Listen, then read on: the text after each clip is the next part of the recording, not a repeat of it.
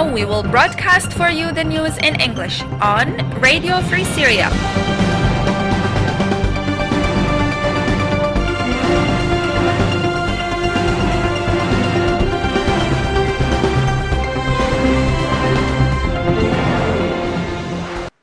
Welcome to our news hour in English. I am وموقعنا and I will be with you during this news hour from Radio Free Syria. We will start with the local coordination committees. By the end of Friday, the LCC managed to document 144 marchers, including 13 women, 12 children, and 22 under torture. 59 marchers in Damascus and its suburbs, 28 in Daraa, most of them were tortured at Hamidiyya checkpoint, 18 in Homs, 15 in Aleppo, 12 in Hama, 9 in Idlib, 2 in Deir ez-Zor, and 1 in Latakia. Free Syrian Army clashed with regime forces in 135 points in which they seized ammunition depot in Khan Tuman in Aleppo and targeted the company of vegetables in Utayba in Damascus suburbs, and in Homs the FSA targeted 2 cars belonging to a detachment of military security in the city. As for in Barza, the FSA destroyed a number of mechanisms of the regime's army. We will start from Damascus and its suburbs. Heavy battles between the Assad forces and the Free Syrian Army near to Yarmouk High School. Also heavy battles have been heard near to the 18th Brigade. The Assad forces have shelled the village of Zabdin by using heavy artillery and tanks. The city of Mu'addamit al-Sham was also under heavy attack. The villages of Harasta and Irbin and Zamalka and Al-Hujayriyah have been also under heavy bombardments by the Assad forces. Moving to Homs, heavy shelling on Al-Khalidiyya neighborhood in central Homs along with several explosions. The village of Kbaysin has been also under heavy shelling. In Deir ez-Zor, a car had been exploded in Al-Huwayqa neighborhood this Saturday. Moreover, heavy battles between the Free Syrian Army and the Assad forces which resulted in several deaths among the Assad forces.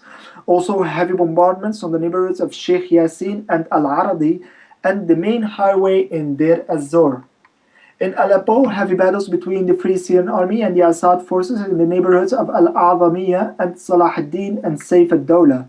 Activists added there was also heavy battles around Aleppo International Airport and Al-Nayrab Military Airport. Heavy shelling on the neighborhoods of Tariq al-Bab and Dahrat Awad and Bustan al-Basha and Bustan al-Qasr in the city of Aleppo.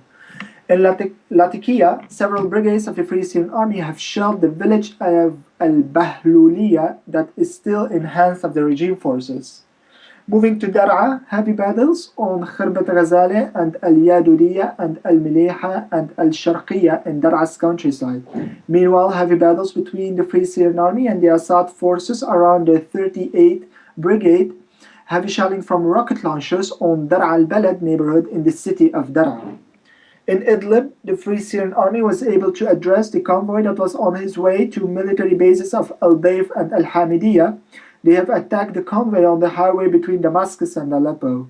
Meanwhile, the Assad forces have shelled the villages of Salqin and Sarmin in Idlib's countryside, which resulted in several injuries among civilians.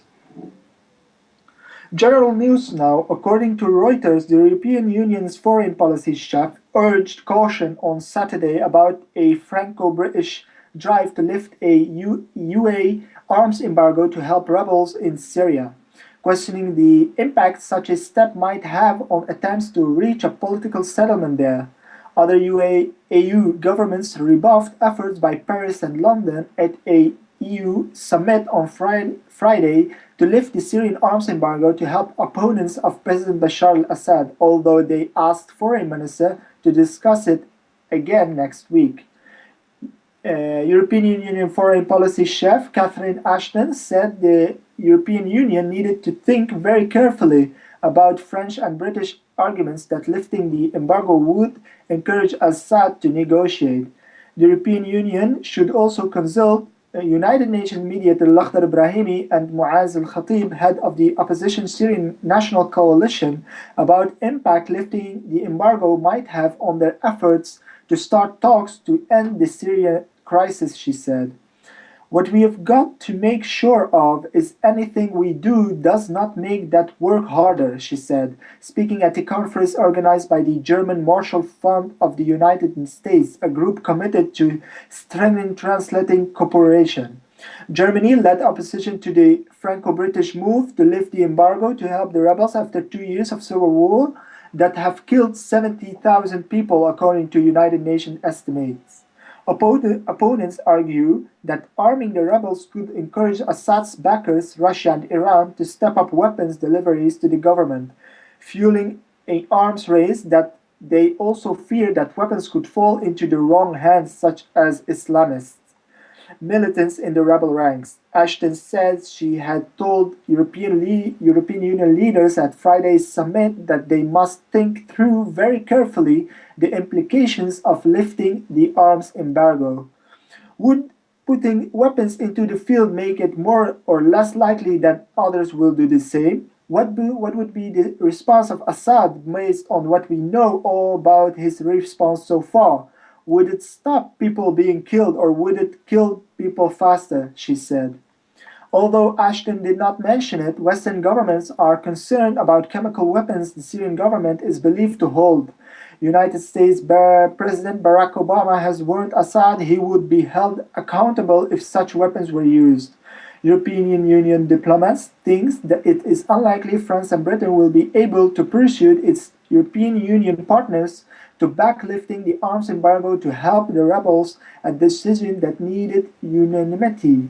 But a compromise allowing some increased aid to Assad's opponents might be possible before current sanctions expire on June the 1st. On the other side, and according to Al Jazeera, Syrian rebels have taken control of areas close to Damascus, where intense fighting has effectively shut down the country's main international airport to anything but military flights. Al Jazeera's Ahmed Zaidan, reporting from inside the Syrian capital, said anti-government Free Syrian Army fighters extended their hold over the eastern half of Ghouta on Saturday, as heavy fighting raged in several areas in and around Damascus. Ghouta is an agricultural belt surrounding Damascus to the south and east. The airport of Damascus has been effectively paralyzed for civilian flights since 2 to 3 months. Most Syrian officials who want to travel have been forced to fly from Beirut, our correspondent said. Most of air traffic in Damascus comes from military flights. The only civilian flights landed there are doing so at high risk because the flighting there is very close. Senior FSA officials have told us that Iranian planes land in Damascus every 2 to 3 days, allegedly to bring arms and ammunition for the forces of President Bashar al-Assad. This was it for today. Thank you very much for listening. I am Marwan Kadro, along with me, Executive Manager Islam. Please follow us on freesyriaradio.webs.com. You can also reach us through Skype on SyrianFree42. See you tomorrow. Bye-bye.